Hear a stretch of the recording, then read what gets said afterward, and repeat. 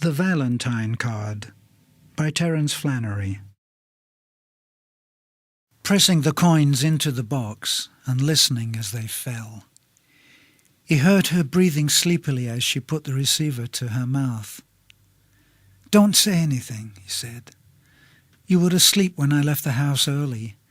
I wanted to walk alone on the beach in the morning light and think about how very lucky I am to have you.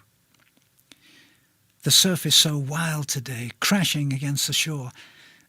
I just had to call you. Last night I held you in my arms the whole night as you slept like a baby. You were so peaceful, I didn't want to disturb you. This morning the sun rose bright, shining through the French windows, and I just lay there watching you sleep. You didn't stir when I traced around your face with my fingertips, over your eyes and mouth and down over your breasts. I passed my fingers over your stomach and around the line of your hips. Your skin was soft and smooth. Have I told you how your beauty thrills me? I'll be home soon. Please wait for me. I love you more than life itself. It's Valentine's Day. Will you be my Valentine?" There was a long pause at the end of the line. Then he heard the halting voice of an old woman. "I think you have the wrong number." He dropped the phone and fled. Emily replaced the receiver and returned to her bed and lay there, still dressed in her gown. The sun was shining through the French windows and filling the room with light, just like the day she lost him.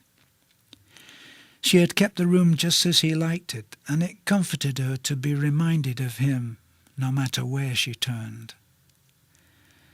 After a lifetime of being together, of loving him with all her heart, and knowing without words just what he was thinking, she was alone. So often, it seems, there are few people in life who fill the void with their love and kindness, who can be depended on and trusted completely. But he had quickly dispelled all her fears. Emily remembered at the end of their first day together how he had told her, "I'm going to marry you. Might as well get used to it." She had laughed and, in her practical way, reminded him they had just met and he hardly knew her.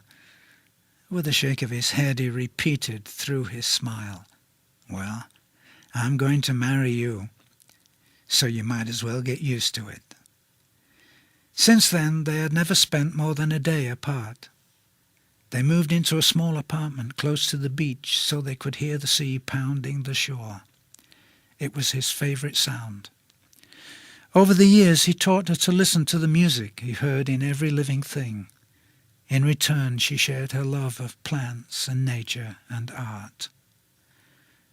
Walking together through their life, she showed him the sights, and he showed her the sounds. Painting her pictures of flowers with a delicate skill, she breathed life into the canvas in a way he struggled to understand, and his open wonder at her talent was all the praise she needed.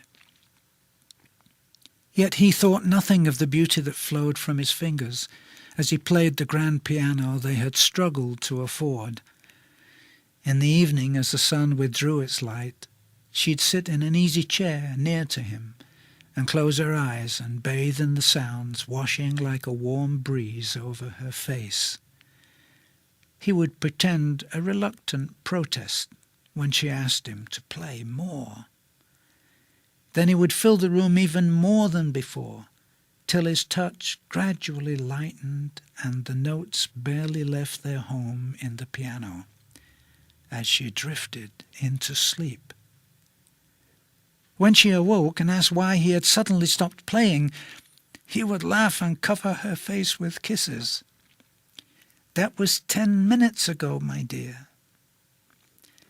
In their time of youth they loved with a passion, and if they argued back and forth it was over inconsequential things that were quickly forgiven. The end of the day found them grateful for the love they shared.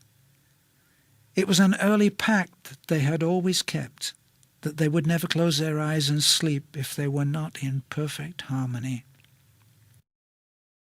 As the years passed by, they were still passionately in love, but understood the limits imposed on them by the passing of that time. They did not protest the slowing down of their bodies. He would go to the beach to walk and be alone in the early morning, and he would call and tell her, "I love you. Will you wait for me?" Every Valentine's Day he would ask her yet again to be his Valentine. Emily picked up the card from the nightstand. It was the last card he had sent before he died. She was feeling tired and thought to sleep for a while, but she opened the card and read his words of love again. The room took on a different glow, and she looked at the light streaming through the windows, and it seemed to her that she saw him standing there, surrounded by the morning light. He was tall and handsome, and as useful as in the days when they first met, and he was smiling that special smile that was just for her as he spoke. "Will you be my Valentine? I've been waiting for you." She smiled and heard herself speak softly, "As I have waited for you." As he held out his hand, Emily felt her eyes grow heavy. Her bosom rose and fell in ever shallower breaths, till finally it stopped. Her silver hair fell about her face, as her head slowly sank into the pillow, and the Valentine card slipped from her fingers and like a falling leaf drifted to the floor.